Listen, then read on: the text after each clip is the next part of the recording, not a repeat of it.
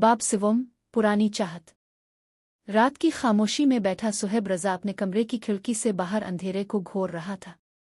इसकी आंखों में उदासी थी और दिल में एक शोर, ऐसा शोर जो सिर्फ वही सुन सकता था जिसका दिल टूटने के करीब हो। माजी के दरीचे। सुहेब और इरम एक ही गिल्ली में पले बड़े थे।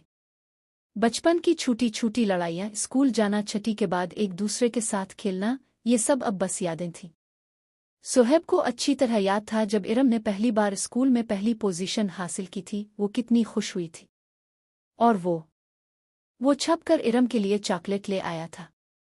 इस दिन इसने पहली बार महसूस किया था कि इरम सिर्फ एक दोस्त नहीं, कुछ खास थी, मगर खास को कभी बताया नहीं था। माँ बाप की महदूद माली हैसियत, ख्वाबों का बोझ और खुद को कमतर समझने का एहसास, उन सब ने सुहेब को हमेशा पीछे ही रखा। इसने सोचा, मैं उसके लायक नहीं। क्या होगा अगर कह दिया और वो इनकार कर गई? दोस्ती भी चली जाएगी। सुहेब ने चुप रहने को तरजीह दी। एक नई खबर। उसी रात सुहेब के मोबाइल पर एक दोस्त का पैगाम आया। यार, सुना है इरम और रेहान किसी प्रोजेक्ट पर साथ काम कर रहे हैं।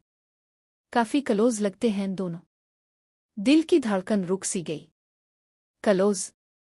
इरम और रेहान? दिल ने कुछ लम्हे के लिए धड़कना छोड़ दिया। वही सुहेब जिसने बरसों अपनी मोहब्बत को सीने में दफन रखा, अब इस मोहब्बत को किसी और की तरफ जाते देख रहा था और कुछ कर भी नहीं सकता था। दो ज़हनों की जंग।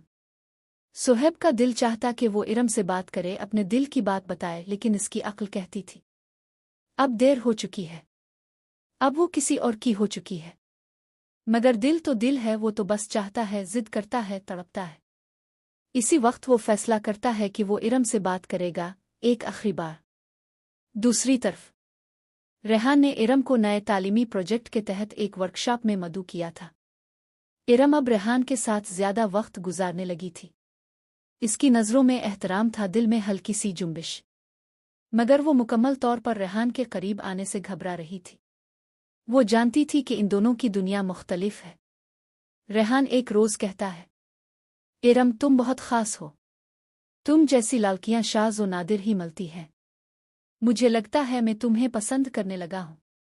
यह जुमला इरम के कानों में देर तक गूंजता रहा, मगर इससे पहले कि वो कुछ फैसला कर सके, सुहेब दरवाज़ा खटखटाता है। इख्तिताम बाब।